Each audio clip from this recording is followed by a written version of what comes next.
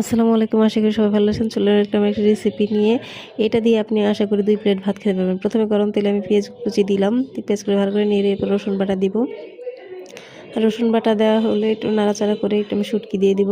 শুটকিগুলো একটু কষিয়ে হলুদের গুঁড়া, এরপর দেব আমি মরিচের গুঁড়া, এরপর দেব ধনিয়া গুঁড়া, সাথে একটু লবণ দিয়ে একটু পানি দিয়ে ভালো করে কষাবো।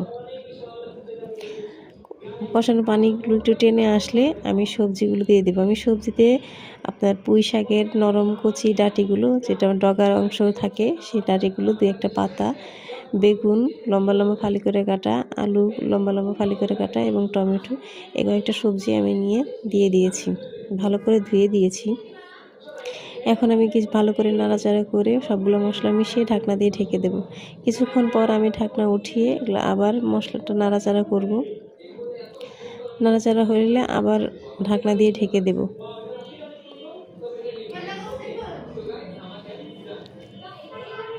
কিছুক্ষণ পর যখন আমি এটা উঠাবো, উঠানোর পরে যদি দেখি আলুটা একটু নরম হয়ে এসেছে, ঠিক তখন আমি পানি দিয়ে দেব।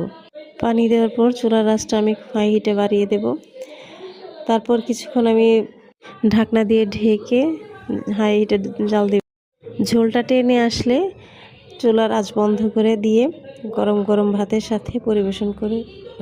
বিশ্বাস করেন, তরকারিটা এত মজা, আপনারা সবাই বাসায় ট্রাই করে দেখতে পারেন। 2 প্লেট ভাত খাবেন।